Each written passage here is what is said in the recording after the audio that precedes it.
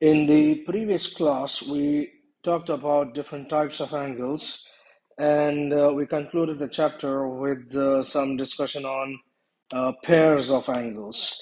So there are several types of pairs of angles. The first is a pair of angles which are complementary angles. These are angles whose sum is 90 degrees. So when you add the two angles, if you get a total of 90 degrees, we call those two angles as complementary angles. Next, we talked about supplementary angles, where the sum of the two angles is equal to 180 degrees. And then we talked about adjacent angles. The condition for adjacent angles, we had three conditions, if you recall from the previous class. The first condition is that it should have a common vertex, a common arm, which forms the two angles. And then the third condition is that the non-common arms are on different sides of the common arm. So one of the non-common arm, if it's on the left side of the common arm, then the other non-common arm should be on the right-hand side of the common arm. Okay, only then the two angles that are formed would be considered as being adjacent angles. Again, we will see it with an example in this class. The fourth type of the pair of angles is a linear pair of angles, which is nothing but adjacent angles whose sum is 180 degrees. So if you add two adjacent angles and their sum turns out to be 180 degrees, then we call this as a linear pair of angles. What you will notice in a linear pair of angles is that the non-common arms of the angles will form a straight line, because a straight line has an angle of 180 degrees. We call this as a straight angle. So the non-common arms for a linear pair of angles will form a straight line. So let's look at some examples for each of these to have a better understanding of these pairs of angles. So let's take the first example where we have two angles which are complementary angles to each other. So we have two lines, AB and AD, and there is a third line, AC, which divides the angle between lines AB and AD into two parts. Okay, so we have the angle CAB, which is the angle made between the line AC and AB is 30 degrees, and the angle between AC and AD is 60 degrees. So we notice that these two angles, 60 degrees and 30 degrees, when we add them, we get a total of 90 degrees. So we say that these two angles, 60 degrees and 30 degrees, are complementary angles. That is, angle CAB and angle DAC, these two angles are complementary angles of each other. Okay, next we will see an example for supplementary angles where the sum of the two angles should be 180 degrees. So we have a line here, AO, and a line here, OB, and this is third line, OC. So the OC is making an angle of 60 degrees with the line OA, and it's making an angle of 120 degrees with the line OB. So we have angle AOC equals 60 degrees, and angle BOC is 120 degrees. And the sum of these two angles, AOC plus BOC, is 60 plus 120, which is 180 degrees. And when the sum of two angles is equal to 180 degrees, so we call them as supplementary angles. So angle AOC and angle BOC are supplementary angles. Now, let us look at the example for adjacent angles. And for adjacent angles, we have three conditions. The first condition is that the line should meet at a common vertex. So we see that the three lines, SP, PQ, and PR, all meet at a common vertex, which is P. So the first question here is, which is the common vertex for this pair of angles? The common vertex is the point P. So let's write it down. Vertex is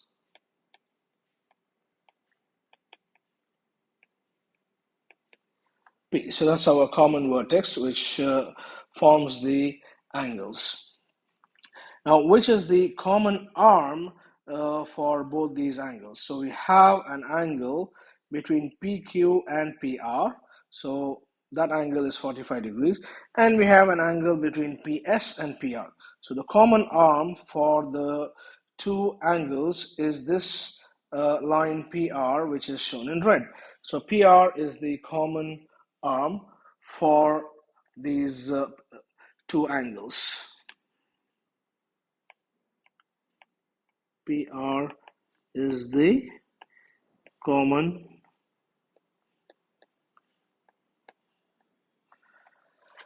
and what are the two non-common arms in these two angles? The non-common arms are the remaining two arms other than the common arm, which is PQ and PS. So we have two angles which are formed between PQ and PR. That's the first angle. And the second angle is formed between PS and PR. So the two non-common arms are PQ and PS. So let's write down that. So which are the two non-common arms? They are PQ and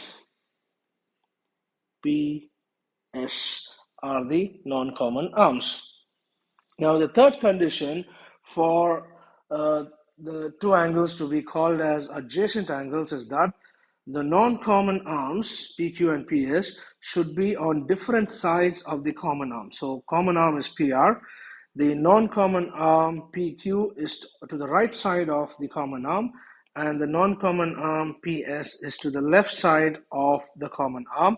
So therefore, PQ and PS, the non-common arms, are on different sides of the common arm. So the conditions that are required for two angles to be called as adjacent angles, which is it has a common vertex, that is true. There is a common arm, that is also true. And the two non-common arms are on different sides of the common arm. All three conditions are satisfied.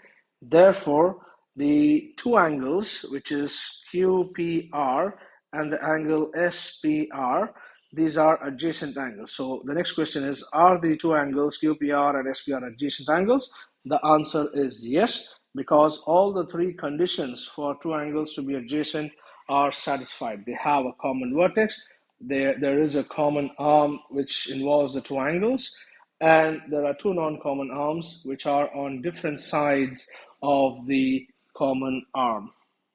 So we say the answer is yes. QPR and SPR are adjacent angles. The final question here in this example is, what is the angle between the two non-common arms? That is the angle between PS and PQ, which is the angle SPQ. So we want to find out this total angle between these two lines, PS and PQ. Since the two angles 125 and 45, which is SPR and QPR, are adjacent angles, we have concluded that they are adjacent angles, then the angle between the two non-common arms, as we have seen in the previous class, is equal to the sum of the two adjacent angles. So the angle SPQ, which is the angle between the two non-common arms, is equal to the sum of the two adjacent angles. So we can write angle SPQ equals angle SPR plus the angle QPR. And what is SPR? SPR is 125 degrees plus QPR is 45 degrees. So 125 plus 45 is 170.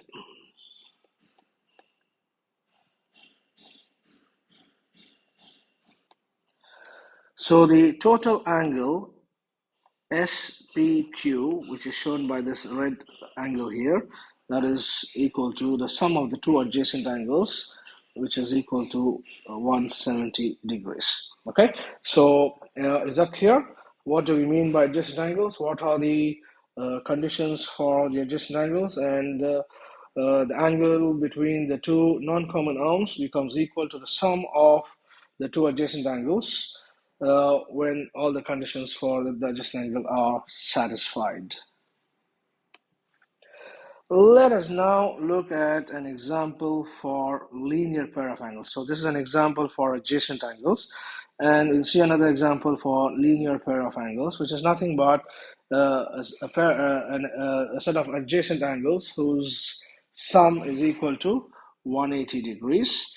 So now we have this diagram here where we have the line segment OX, OY, and a third line segment OZ, and OZ divides the total angle between OX and OY into two different angles, which is XOZ and YOZ. Okay, so the first question here is, are the two angles XOZ and YOZ adjacent angles? Can they be called as adjacent angles? So for adjacent angles, we have three conditions. The first is the angles have a common vertex. So we see that the angles have a common vertex, which is the point O. So if you look at the angles here, it's XOZ and YOZ. The middle letter denotes the vertex, and we see that both the angles have the same vertex, which is O. So when you're writing angles in this form, the middle letter here corresponds to the vertex. And for both the angles, we have the same middle letter. So that means they have the same vertex. So the first condition of having a common vertex is satisfied. Then the second condition for two angles to be adjacent angles is that they should have a common arm. So for XOZ and YOZ, the common arm is OZ. If you look at the angles here, XOZ and YOZ, we have OZ, OZ, or we can have it in the reverse direction also as ZO or ZO, no problem. You can write it either way, but you have O and Z next to each other. So that means the common arm is OZ. So the second condition for adjacent angles, which is that there is one common arm for the two angles, which is this line segment OZ. So the second condition is also satisfied. And the third condition is that the non-common arms of the two angles must be on different sides of the common arm. So the non-common arms in this case are OX and OY, and clearly from the diagram you can see that OX is to the left side of the common arm OZ, and OY is to the right side of the common arm OZ. So the non-common arms are on different sides of the common arm. So therefore, all the three conditions of adjacent angles are satisfied. There is a common vertex, there is a common arm, and there are two non-common arms which lie on different sides of the common arm. So therefore, these two angles, XOZ and YOZ, are adjacent angles. So we say these are indeed adjacent angles. The next thing we want to see is whether these adjacent angles, XOZ and YOZ, form a linear pair of angles. Can they be called as a linear pair of angles? By definition, a linear pair of angles are nothing but adjacent angles whose sum is 180 degrees. And clearly here from this diagram, XOZ is given as 105 degrees. So let's write that down. Angle XOZ equals 105 degrees. And the angle YOZ is given as 75 degrees. So we'll write that down as well. Angle YOZ equals 75 degrees. And we have already said that these two angles are adjacent angles. So let's now check if these adjacent angles form a linear pair. So they will be a linear pair if their sum is equal to 180 degrees. So let's find the sum. XOZ plus angle YOZ, that's equal to 105 degrees plus 75 degrees. which is equal to 180 degrees. So because the sum of the two adjacent angles is equal to 180 degrees, they are linear pair of angles. So yes, they are a linear pair. Okay, so we have seen what is the meaning of linear pair, and we have seen an example of when the two adjacent angles become a linear pair. The next question here is thus, do the non-common arms OX and OY form a straight line? So we are asking that whether this non-common arm of the angles OX and OY form a straight line. Clearly from the figure, they are forming a straight line, but obviously we can verify that by taking the total angle for the straight line. And we know that the straight line has an angle of 180 degrees. We call that as a straight angle. So the total angle of this straight line, if we go from here to here, that should be 180 degrees, which is nothing but 75 plus 105, which is indeed equal to 180 degrees that we have seen here. So therefore, OX and OY will form a straight line. So we say, since angle XOZ plus angle YOZ equals 180 degrees, OX and OY form a straight line.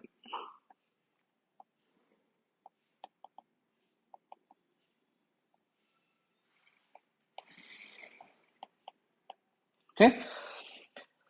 And finally, we are asked to calculate the total angle XOY, which is nothing but the angle of the straight line, which is the straight angle. And since the two angles XOZ and YOZ are adjacent angles, and the total angle between the two non-common arms is equal to the sum of the angles which are adjacent to each other. So angle XOY is nothing but the angle between the non-common arms OX and OY. We call this as XOY. So XOY is nothing but equals XOZ plus the angle YOZ, which is 105 plus 75, which is equal to 180 degrees. Obviously, it is 180 degrees because we already said in the previous question's answer that the lines OX and OY form a straight line. And the angle for a straight line is 180 degrees. And therefore, XOY, since it forms a straight line, the angle between OX and OY has to be 180 degrees. So we will basically now what to do is we will state these rules that we have seen here for a linear pair of angles in terms of some kind of a law which we call in mathematics as axioms. So the first axiom is axiom number 6.1 based on the chapter. It's in chapter number 6, the first axiom of chapter 6. It states that if a ray stands on a line, then the sum of the two adjacent angles is 180 degrees. So we have a line AB in this diagram, and there is a ray OC that is standing on the line AB.